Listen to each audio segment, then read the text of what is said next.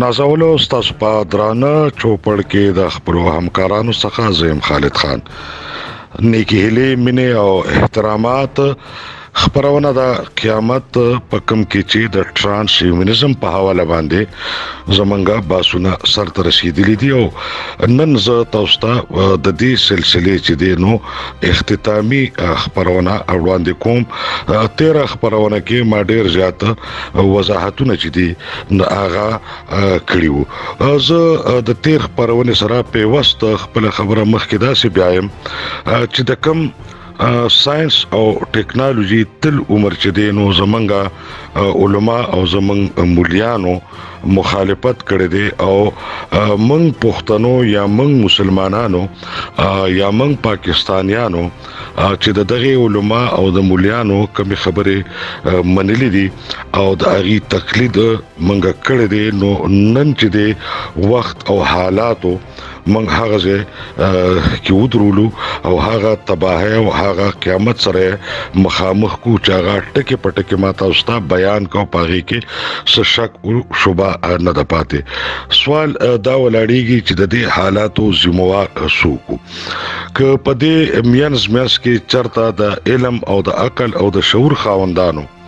چې هغه بهترین مسلمانان هم او هغه بهترین پښتانه هم هغه بهترین انسانان هم او هغه بهترین پاکستانیان هم کاغي چرته هم چې دی نو د علم خبره کړې ده د ساينس او د ټیکنالوژي خبره یې کړې ده او د خپل اسلامي روایتو د مشرقي روایتو او د خپل کلتوري روایتو د ننه د علم د حاصلولو خبره کړې ده او اغه د قران او د احادیث او د اسلامي فقه او د اسلامي مشرانو بادشاہانو خلیفګانو او اصحاب رضی الله تعالی انه د احکاماتو د ژوند نه سم مثال او خبره او دلیل او ثبوت راوړل دي نه هغه لکه د منصور پدار خطلی شوی دي هغه وجلی شوی دي تعلیمي نظام پسې قسم چې دي نو پروپاګاندا شوی دي تعلیمي ادارې په بمونو الوتلی دي نو دغه ټول سلسله زیان چې دین اغا نن کول هم انسانیت ته کول هم مسلمانانو ته سمرا نومي مسلمان چې دی او د نړۍ په کم ګټ کې هم دی نو دا انسان هم دی او دا مسلمان هم دی بهشکه چې دی په قومونو قبيلو او په جغرافیه کې تقسیم دی خو په اسانه به زه دا وایم چې دی ته به زه امت وایم نو دغه امه یا دغه امت چې دی نو هغه نن د غټ قیامت نمخ کې یو وړوکی قیامت سره مخامخ شو او بهشکه بهشوبه چې دی نو د قیامت نازل شوی دی او دا شروع شوی دی نو نن زدا خبره کوم چې د دې ذمہوار چې دی نو سوکو ګو چې واله کندره نشي سارلې نشي ساتلې کې دي کم ځان چې کې ده اغا او شو په اغه جړانه د پکار خو مخ کې آیا منګه د امت په حیثیت باندې صدا سه منسوبه او صدا سه پلان لرو چې د قیامت نزان په عزت سره بچکو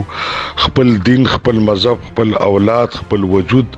او هغه څنګه چې موږ الله پاک دې دنیا ته را لېګلو نو موږ د انسان په حیثیت باندې څه کولای شو د امت په حیثیت څه کولای شو چې موږ ځان چې دې نو د دې مصیبت او د دې آفت او د دې قیامت نه بچکو آیا زموږ علما سره آیا زمونږ مولیانو سره آیا زمونږ بادشاہانو سره او آیا په اسلامي نړۍ کې هغه ټول واکمن خلک چې هغه د فیصلو قدرت لري نو دا چې څوک پلان دا چې څوک سب منسوبه لري زما په خیالي نه لري او ډیر زر چې دی نو زمونږ یو ډیر بدتر چې دی نو هغه انجام چې دی هغه کیدون کړي دلته زما د خبرو سره پورن یو خبره چې دا نو زما په ځل کې هم راځي او هغه بستا سم راغلي چې دا خو لکه د کوپارو فیصله دي خبرنه الله فیصله کی بهشکه بهشوبه دا خبره همدا شي دا او د الله فیصله بدلی او هغه سم کې دي شي خدای ته موږ معجزه وایو او آیا معجزه چې دا هغه نن ممکنه ده آیا معجزه به وشي او آیا الله پاک د 1,40,000 پیغمبرانو در علیګلو د سلور آسماني صحیفو او بیا د بزرګانو او د قرآن په موجودګۍ کې آیا موږ په هغه احکاماتو عمل کړی دی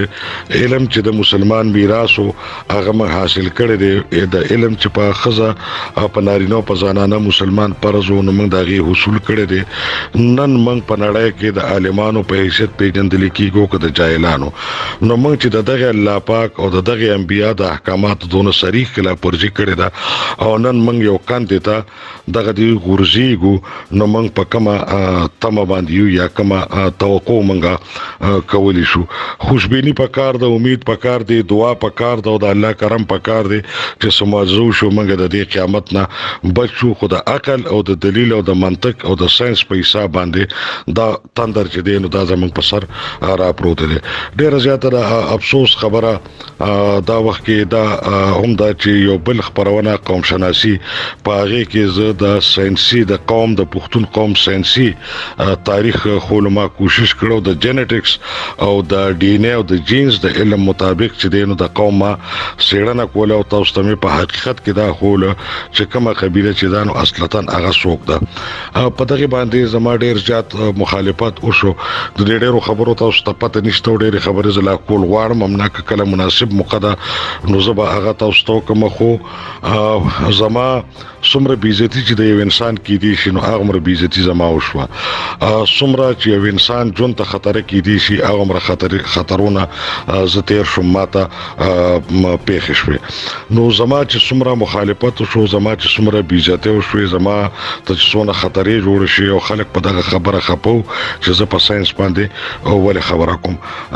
په قوم شناسي خبرونه کې تاسو په یوټیوب وګورئ نو په هغه کې به تاسو په هر خبرونه باندې لازمن د یو نه یو کتون کې دا کمنټ وګورئ چې د ډي ان اے شرعي حیثیت سره ما همیشه دا باز خلکو ته جواب ورکړی دی باز منه دی ورکړی خو زما زه اوس لګیایم مزه د فزیکس خبره کوم د کیمستري خبره وکوم د میتھمیټکس خبره وکوم د بایولوژي خبره وکوم د بایو ټیکنالوژي خبره وکوم د میډیسن خبره وکوم د انجینرینګ خبره وکوم نو کومه ته څوک را پاسي او ما ته وایي چې د دې انجینرینګ یا د دې علومو شرعي حیثیت څه دی نو زه نه عالم یم نه زه مفتي یم نه دغه سره زما کار شته خو زه تاسو ته یو خبره کوم د کم ډي ان اے چې نن هم تاسو نه منئ د هغې د شرعي حیثیت تاسو ما نه تپوس کوئ نو تاسو لګیا اوسئ ما نه دا تپوسونه کوئ لکه د بغداد هغه خبره تازه کې چې کله هلاکو خان دی او چنګیز خان دی راغلله نو په بغداد کې د علماو منځ کې مناظره روانه وه چې کارغه حلال دی او که حرام دی نو بېشکه تاسو ما سره پروز ما نه مری نه ونیسئ او ما نه د ډي ان اے د شریعت او د شرعي حکم او د شرعي حیثیت تپوسونه کوئ او په دغه ډي ان اے او په دغه جینټکس باندې چې په دنیا کې کم کار وشو تاسو په دې مشغول اوسئ